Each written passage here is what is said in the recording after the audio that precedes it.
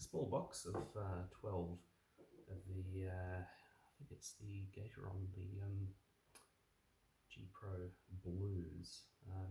Never actually ordered switches before, so see what they look like. This is how the box comes. A little tape on the back, so we'll just open that up and see what it looks like inside. Here we go. Little box of switches. Pop them out.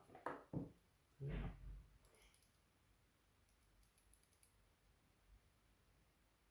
I've got to pop that out the back with my finger, see, like that, there we go. And that's it. The switch. I'm sure many of you will have seen these a million times before, but this is actually my first ever set of switches, so it'll be interesting. These are actually going to go into the Q0, which I featured a little while ago, because I just want to see what they feel like. So that's it.